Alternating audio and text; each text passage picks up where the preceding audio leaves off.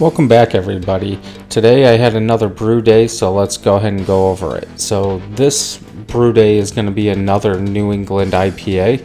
With all your guys' comments on the first New England IPA I made, I want to try something different. So I did get this out of the Brew Your Own magazine, and I did change it up some, so I won't show the recipe that they used, but we'll go ahead and go over the recipe I used. So obviously the grain bill's up first. I will give you the percentage of grains that I used and not the pounds, because everybody's system's different. So if you want it to come out about the same, you might have to change your grain bill based upon that. So up first is 2-row. I used 71.4%. Then Flaked Oats is at 14.3%, and Flaked Wheat is at 14.3%. So as you can see, a pretty easy grain bill. I thought I would try something like this from the magazine and, you know, just see how it turns out. I did not change my water profile at all in this one. So again, I just want to try and get a good one down before I start messing with my water profile. Yes, I know it'll help, but just like the last one, I thought it was pretty good and there's no reason to adjust it yet. Another thing that I wanted to talk about real quick is, I know we talked about it in the last brew day video where it was so hot, so I had to use, or I did use, a drill to crush my grains, and usually I don't do that. I do hand crank pretty much everything, but as we talked about, I had a hard time when I used the drill to get the Vlor off, you know, to run my first runnings, to run clear. Like, it was taking forever. And as we get into this brew day, as we're looking at the grain, but I have to say I did not have that hard of a time with the first runnings or the second runnings. You know, after one pitcher or so, it was clear. But getting back to this, I do underlet. So once I do crush my grains, I put them in my mash tun, and then once my water is up to temperature, I'll just use my pump to pump it in there. Now on this one, I do not crush my wheat or my oats. I always just dump them in the mash tun. That way, you know, it's not getting stuck in there or sliding through. Because I can say on some of the other ones that I've used, like Flaked Wheat or Flaked Oats on, if you do put them through the crusher, sometimes I feel that when you crank it, it does slip. So usually just throw them in there in the mash tun. Then when the water gets in there, it'll mix them up. And really, what are you going to crush on your oats? Nothing really. One thing I think that we have talked about before is when I do underlet, or when you do underlet, you still have to be careful of clumps. I think on this one I did get quite a few clumps. Also on my last IPA that I made, I did get some clumps. So I know a lot of people say it cuts down on them. Just make sure you're looking through to, or mixing well, to make sure you get those, all the clumps out. So the mash-in temp for this is going to be pretty high. We're going to go for a 157 rest for an hour. Now on the first New England IPA I made, I think I was around 152, but this one I felt that I needed to take my water up to about 175, 180 to get that 157 rest temperature. And I was way off. I think after I stirred everything up and finally put a thermometer in it, I was, 165, 166. So I did have to get ice cubes. And if you've watched some of my other brew days, ice cubes to me are about the best thing to use to get the water or your temperature down quickly. It does add a little bit of water in there, but for the most part, you're not going to notice it. So I did have to use a whole bunch of ice cubes to get it down to 157, but I did manage. One problem that I've never ran into before on this one was my thermometer would drop down to 155 or so. I would mix it up some more, and then it would go back up to like 160. So I did have to take some time to get it down there, but for the most part, it was pretty easy to bring it down. I would rather have to bring my mash temperature down than to heat up more water to bring it back up. So here's just a picture of the 157 that we started our mash in at, and after the hour was up, I did check it, which I think everybody should check your mash in after the hour's up, or hour and a half, however long you're going to mash in. And I was at 158, so pretty close. That is, now the reason I did pick the higher mash temp is because reading some of the stuff in the Brew Your Own magazine for this recipe, it did call for a mash in of 156 to 158. So I went ahead and just picked right in the middle at 157, and that's pretty much where we ended up. Like I said, at the end I did go up one, but once everything settles in there over that hour, you could go up. These mash tons are pretty reliable on temperatures. Usually I don't even drop. So going into the first runnings, obviously you want them to run clear before you go ahead and start letting that wort or liquid go into your boil pot. And as you can see, obviously when you first do it, you do get a lot of stuff that does come out of the hose, but it's been sitting for an hour, you've been stirring it before that, there is going to be some. And like I said before, it was about 2 pitchers of this before it started running clear, and then I went ahead and just started putting this into the pot. And when you're doing this, I don't know if I've mentioned this, just in case you're new to home brewing, you don't want to open your ball valve all the way up when you do this. You want a slow, nice drizzle, so that way you're not disturbing that grain bed. You want it to stay there. Most people, or some people I should say, don't like to mess up that grain bed once it's set, but as you'll see in some of my other brew day videos, and I'm sure more brew day videos to come, I do mix everything up for the mash out, but we'll get to that. So my first runnings did come in at 21 bricks, so that's pretty good. I don't know if Beersmith does show what your first runnings would be, but I'm pretty sure. I'd have to go back and look, but I think my first New England IPA also came in at 21 bricks, so pretty close. I think this is less grain, but for the most part it'll work.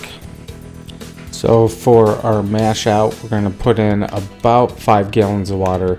Again, with the 5 gallons of water, that's pretty normal for me because that's where my thermometer level is at, just below 5 gallons. So usually I'll put 5 gallons, that's what I'll heat up. Then if it calls for like 4.5, 4.25 gallons of water, I will just pump that out and make sure I leave about a half gallon in the bottom of the brew pot, just so I keep the ratios, pretty close. So we're gonna do this mash out. We'll stir everything up, get everything covered back again in water, and we will put the lid on it and let it sit for 15 minutes just to draw out some of those extra sugars.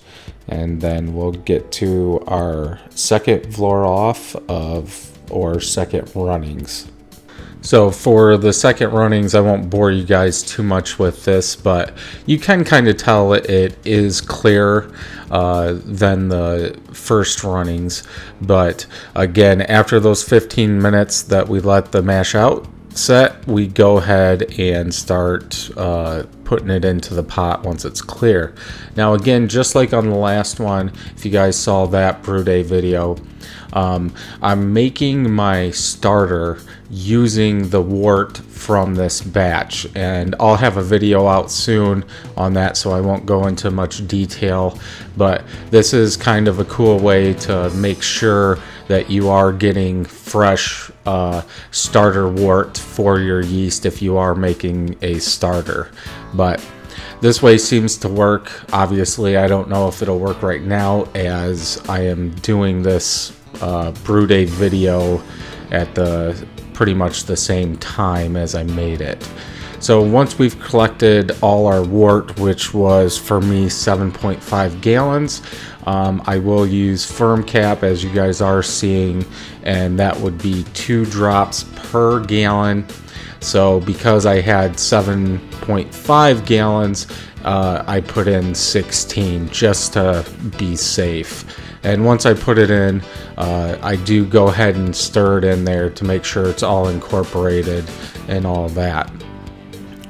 But as we'll see here coming up soon, just because you're using firm cap doesn't mean you want to leave this. If you don't know what firm cap is, it's supposed to help break down the protein so that way you don't get boilovers. You can also use this in your starter, so that way if you've got a real healthy starter, it doesn't blow over or make enough bubbles where it goes out of your flask. So here we're coming up on our boil, and like I was saying a minute ago, you always want to watch when you start your boil, just to make sure. Just because you're using firm cap doesn't mean that it's not going to boil over.